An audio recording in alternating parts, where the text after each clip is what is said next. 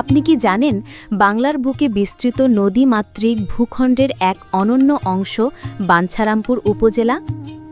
আজকের এই ছোট্ট ভিডিওতে আপনাদেরকে আমি জানাবো এর নামকরণ, ঐতিহ্য, ইতিহাস ও সংস্কৃতি ও আয়তন সহ সকল তথ্য। ভিডিও কি অনেক ইন্টারেস্টিং হতে যাচ্ছে। আপনি যদি আমার ভিডিওতে নতুন হয়ে থাকেন তাহলে সাবস্ক্রাইব করতে ভুলবেন না। ব্রাহ্মণবাড়িয়া জেলার অন্তর্গত এই উপজেলার আয়তন প্রায় ১৮৭ বর্গ কিলোমিটার। মেঘনা ও তিতাস নদীর তীরে গড়ে ওঠা এই জনপদে মানুষের জীবনযাত্রা নদী নির্ভর। এখানে কৃষি, মাছ চাষ ও ব্যবসা বাণিজ্য মানুষের প্রধান আয়ের উৎস। প্রশাসনিক কাঠামোতে রয়েছে একটি পৌরসভা এবং ১৩টি ইউনিয়ন। এখানকার বড় বড় বাজারগুলোর মধ্যে রূপসাদি বাজার, উজানচর বাজার ও মরিচকান্দি বাজার উল্লেখযোগ্য।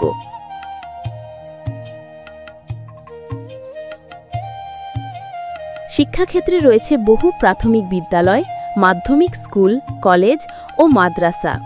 এর মধ্যে বাঞ্ছারামপুর সরকারি এস.এম. পাইলট উচ্চ বিদ্যালয় দীর্ঘ ঐতিহ্যের সাক্ষী। স্বাস্থ্যসেবার জন্য রয়েছে উপজেলা স্বাস্থ্য কমপ্লেক্স, বিভিন্ন উপস্বাস্থ্য কেন্দ্র ও স্যাটেলাইট ক্লিনিক, যা প্রতিদিন হাজারো মানুষকে সেবা দিয়ে যাচ্ছে। মুক্তিযুদ্ধের সময় এই জনপদে সংঘটিত হয়েছিল বহু সংগ্রাম ও আত্মত্যাগের ইতিহাস। উজানচর ও আশেপাশে গ্রামে রয়েছে শহীদদের স্মৃতি। আজকের বাঞ্ছারামপুর একটি সম্ভাবনাময় জনপদ। কৃষি, শিক্ষার উন্নয়ন, অবকাঠামো এবং নদবন্দর কেন্দ্রিক অর্থনীতি সব মিলে এখানে গড়ে উঠছে এক সমৃদ্ধ ভবিষ্যৎ। এটাই বাঞ্ছারামপুর, একটি ইতিহাস, ঐতিহ্য আর স্বপ্নের উপজেলা। ট্যাগিং নামকরণ। বলা হয় অনেক আগে এই অঞ্চলে একজন জমিদার বা প্রভাবশালী ব্যক্তির নাম ছিল বাঞ্ছারাম। তার বসতবাড়ি, বাগান ও আশেপাশের গ্রাম ধীরে ধীরে পরিচিত হতে থাকে বাঞ্ছারামের পুর নামে। পরবর্তীতে এটি সংক্ষেপে বাঞ্ছারামপুর হিসেবে পরিচিতি পায় এবং আজকের উপজেলা সেই নামেই টিকে আছে।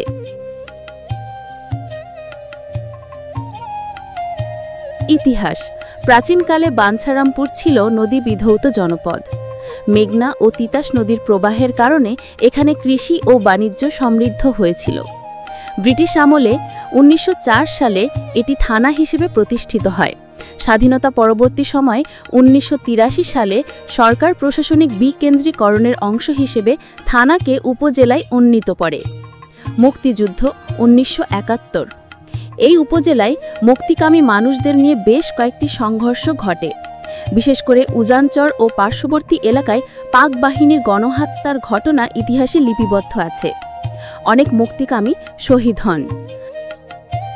ঐতিহ্য ও সংস্কৃতি। বাঞ্ছারামপুরের গ্রামীণ সংস্কৃতি ঘিরে আছে নদীজ জীবন, লোকসঙ্গীত, পুঁথিপাঠ ও মেলা। স্থানীয় হাট বাজারগুলো কেবল অর্থনীতির কেন্দ্র নয়, সামাজিক ও সংস্কৃতি মিলনমালা হিসেবেও পরিচিত। কৃষিকাজ ও মাছ ধরা এখানকার মানুষের শতবর্ষের ঐতিহ্য। বিশেষ করে মেঘনা তিতাস নদীর মাছ একসময় সারা দেশে খ্যাত ছিল। কিছু প্রাচীন মসজিদ, মন্দির ও জমিদার বাড়ি এখনও ঐতিহ্যের স্মৃতি বহন করে। বাংলার নদীমাতৃক ভূখণ্ডে অবস্থিত ব্রাহ্মণবাড়িয়া জেলার একটি ঐতিহ্যবাহী জনপদ বাঞ্ছারামপুর উপজেলা। এই ছিল আজকের ভিডিওটি কেমন লেগেছে তা অবশ্যই কমেন্টে জানাতে ভুলবেন না। ভালো লাগলে বন্ধুদের সঙ্গে শেয়ার করে দিন। ভালো থাকবেন সবাই। আসবো নতুন কোনো ভিডিও নিয়ে। ততক্ষণ পর্যন্ত ভালো থাকবেন। আল্লাহ হাফেজ।